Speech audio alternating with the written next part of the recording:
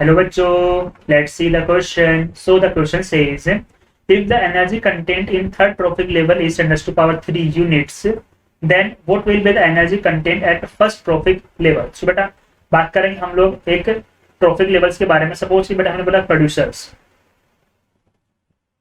बेटा प्रोड्यूसर्स कहाँ पे आएंगे? फर्स्ट ट्रॉफिक लेवल पर. प्रोड्यूसर्स को बेटा कौन अपटेक करेगा? Primary consumer. बेटा प्राइमरी कंज्यूमर फिर कहाँ पर आ जाएंगे? प्राइमरी कंज्यूमर हमारे पास में आ जाएंगे सेकंड ट्रॉफिक लेवल पर. प्राइमरी कंज्यूमर बेटा कौन अपटेक करेगा? Secondary consumers.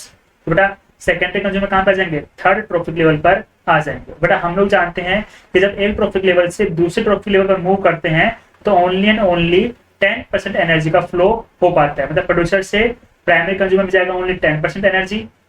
प्राइमरी कंज्यूमर से सेकेंडरी कंज्यूमर जाएगी बेटा ओनली 10% एनर्जी.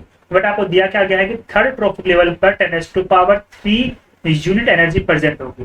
बेटा अगर T3 पर 10⁻³ यूनिट है तो बेटा T2 पर कितनी होगी? इसमें 10% को ऐड करना होगा, यानी कि 10⁻⁴ यूनिट रही होगी.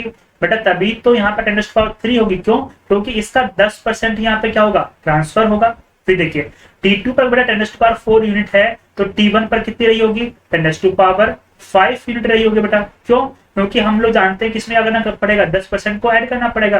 क्यों? क्योंकि बेटा जब T1 से T2 में जाएगा तो सिर्फ और सिर्फ 10% को ट्रांसफर कर पाएगा. तो 10% कब बनेगा? जब बेटा यहाँ पर क्या रही होगी? 10⁵ यूनिट एनर्जी रही होगी. Clear? That's why our correct answer will be option D. Best of luck.